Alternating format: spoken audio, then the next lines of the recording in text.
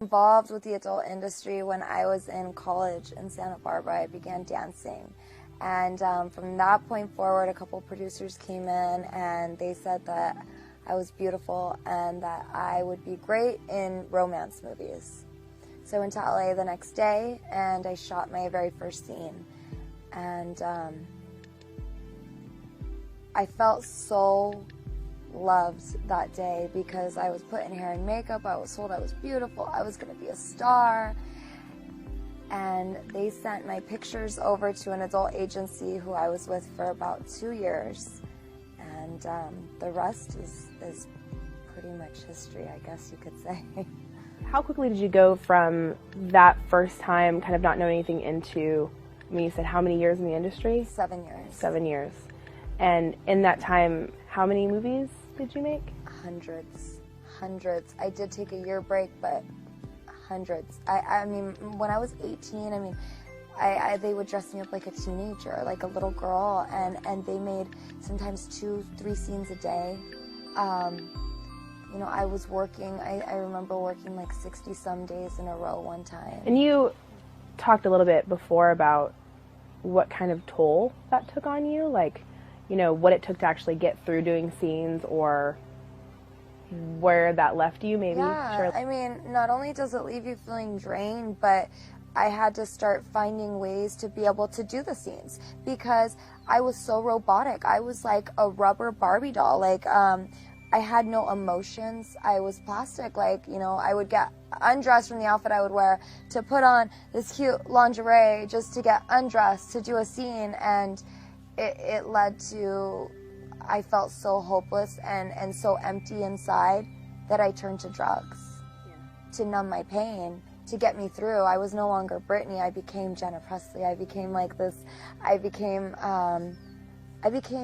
had an alter ego. I became my alter ego. And the drugs and alcohol just kind of helped me cope with things. You know, I know we talked a lot about the idea of fame. Yeah. Like wanting to be known, or, you know, that it was even more powerful than drugs. I mean, my whole life I wanted to be an actress. I always wanted to be a model. And they're going to put me on camera. Like, yeah, I'll do it. And I always felt like I had to say yes to everything because I felt like that's what was going to give me that credibility as a star. What's that like? What would you say to those girls that you know who are in the industry and where they're at?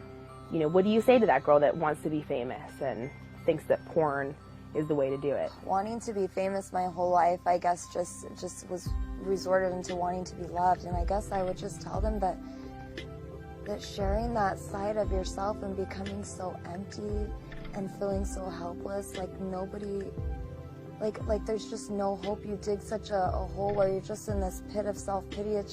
It's not worth it. The feeling of not caring if you live or die, the feeling of, you know what, nobody loves me except for these fans who I'm actually really kind of like disgusted by because they see me in my most personal moments.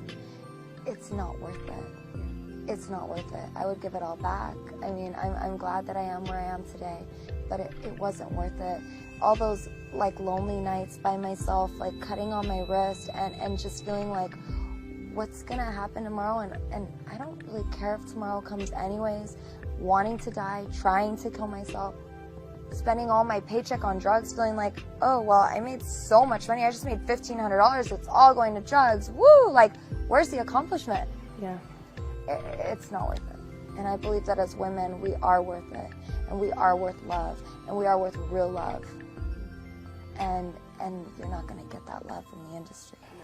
I just want every woman, everybody in the world, but every woman in this industry to feel what real love feels like.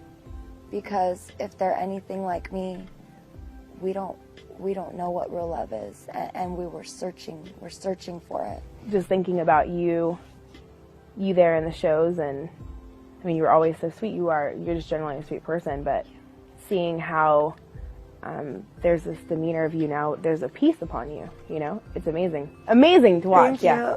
Yeah. Literally, it blows my mind. It's so exciting. To hear a story of life change like yours is one that is not very common I feel like there's going to be so many more souls in that industry that are going to be saved. I feel like you guys have been praying. I feel like Jesus is answering these prayers right now. Yeah, well, look at you, girl. Look at you. I mean, get out of here. Like, I mean, no, but you and I...